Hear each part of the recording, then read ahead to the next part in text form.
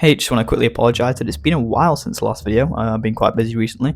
Thank you for the reactions to the Tom King video. That was great. If you've not watched that, go watch it. And part 2 will be coming out probably within the next 3 or 4 videos, hopefully. My green screen is also unavailable for the time being, so it's just going to be my voice for the next couple of videos. But anyway, let's go.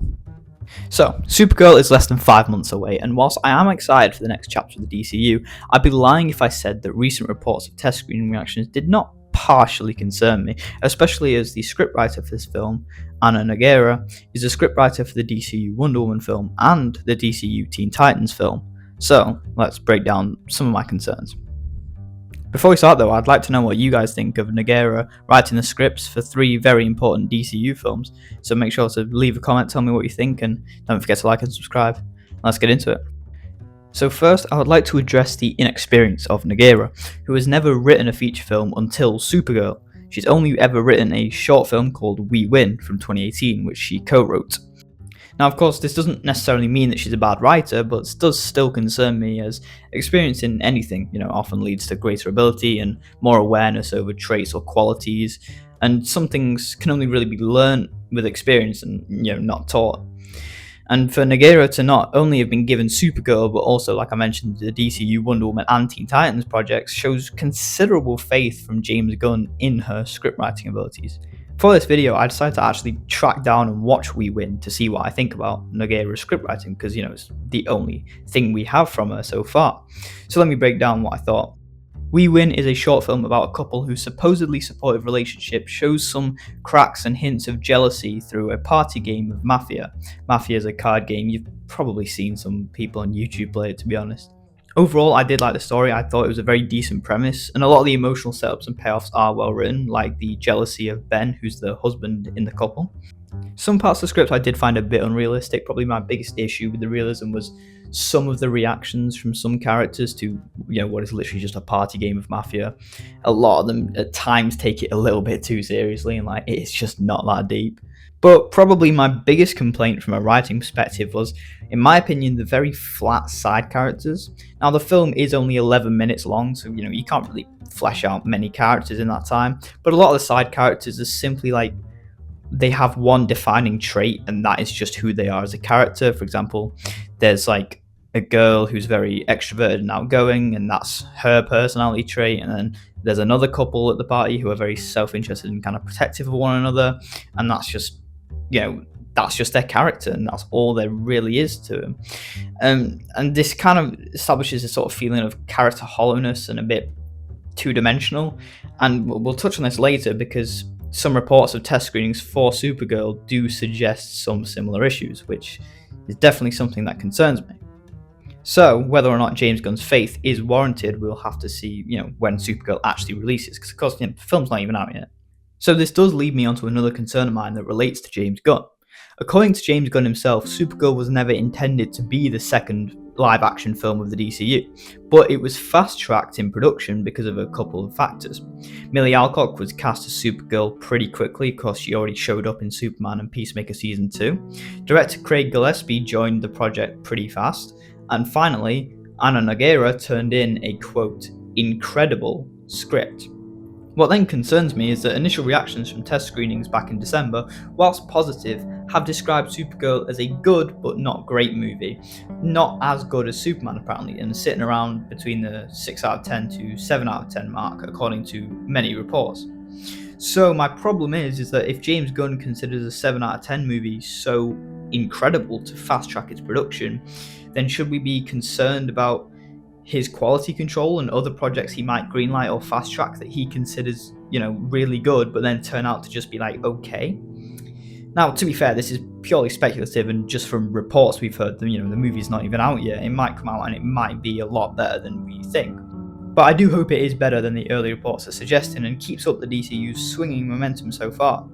And of course, test screenings can be completely different to the final outcome.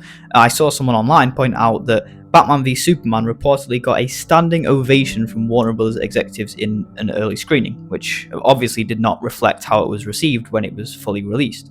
Whilst this is a good point, however, I do think it's a lot easier to make a good film bad and decrease the quality of a film through editing than make a bad film good or increase the quality.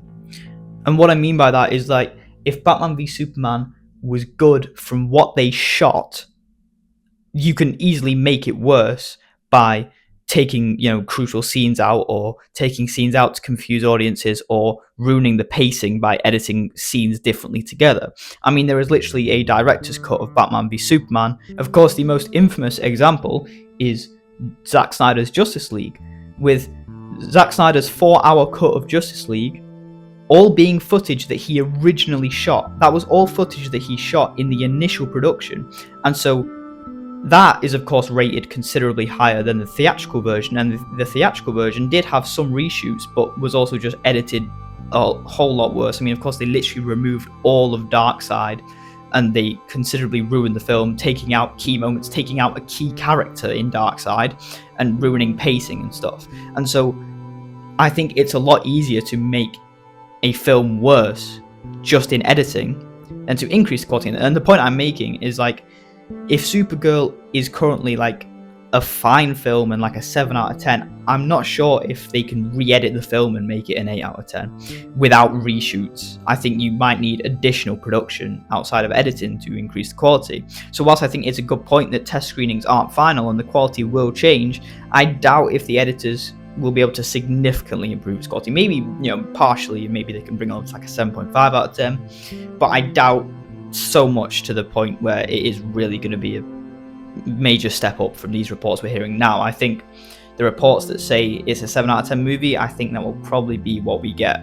So finally, another concern of mine from the reports that I've seen is that Krem is supposedly an underwhelming villain. Krem is the main villain of Supergirl, which links back to how I mentioned that some of the characters felt a bit hollow in the short film We Win. And this particularly worries me, as Wonder Woman seems to have this stigma that she doesn't have that many interesting villains on the scope of the likes of Superman, Batman, or even other Justice League members, which no doubt is because, they've kind of rarely been adapted well. Gal Gadot's first Wonder Woman film, I feel, handled Dr. Poison and Ares very well in terms of their characterization. So that's the standard I'd be looking for in the DCU. But by far one of the biggest problems with Wonder Woman 1984 was Cheetah. I've seen many people criticize her motivation, and her characterization is incredibly flat, not to mention similar criticisms for Maxwell Lord. So if the first feature-length film from Nogueira as a writer has a disappointing villain who is supposedly flat and hollow in characterization, this does concern me for how well she'll handle whichever Wonder Woman villains are present in her DCU film, as it could really impact the overall quality of the film and the perception of Wonder Woman in the DCU as a whole if the villain is bad. We've obviously already had Cersei in the DCU, which wasn't great. Go watch my video on her. So I'm really hoping that things improve in Wonder Woman's solo film. But we'll have to see. I mean, I will definitely be watching Supergirl when it comes out, and I hope that it's good, and I hope that it shows glimpses of real quality from Nogueira as a scriptwriter. I mean, I want the film to be good, because if the film is good, and especially from a scriptwriting perspective, odds are the Wonder Woman film's going to be good. And personally, that's my biggest concern. So drop a comment and let me know if you guys think Nogueira will be a success, and if you're excited for Supergirl. Thanks so much for watching. Make sure to like and subscribe, and I'll see you next time.